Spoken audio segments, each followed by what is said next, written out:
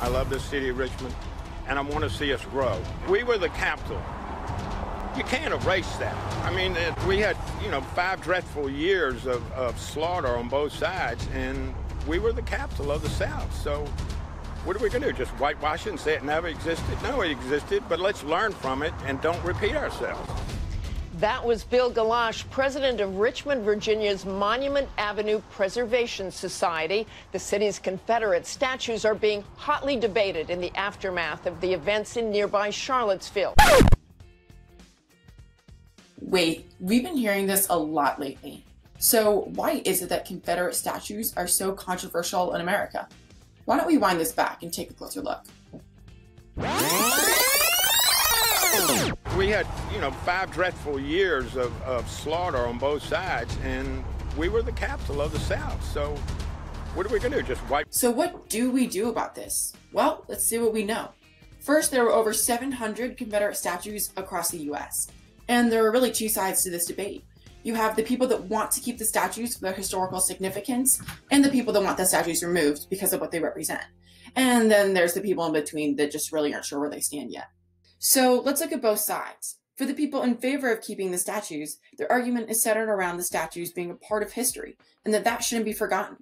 And then there's the sentiment that the statues honor war veterans, and that's something we should appreciate. And lastly, because the Civil War is behind us, the Confederacy and the war are no longer a threat to American citizens. Now for the people wishing to move the statues to museums or even tear them down. Their argument is these statues represent a part of American history that not everyone identifies with or is even proud of.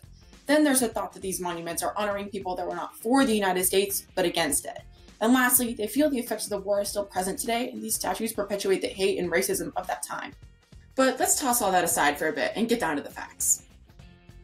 So the Civil War really started in the year 1861, and it became inevitable after the election of this guy, Abraham Lincoln.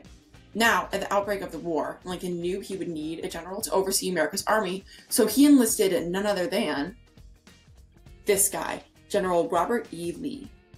But Lee did not want to fight for the Union, so he declined the president's offer and instead led the Confederate Army against the United States of America. Now, if you were to look up in the dictionary the word treason, you would find 3 definitions. 1. The offense of acting to overthrow one's government. 2. A violation of allegiance to one's sovereign or to one's state. And 3rd, the betrayal of a trust or confidence, all of which occurred when the Confederacy seceded from the Union. The fact of the matter is, the Union Army fought for the country that remained, whereas the Confederate Army fought for those that seceded, inherently fighting against the United States of America. Now, let's see what the mayor of Richmond thinks about honoring these Confederate generals. I don't think any other city out there, any other country or in the world celebrates another army taking up arms against its actual country, except here in the South.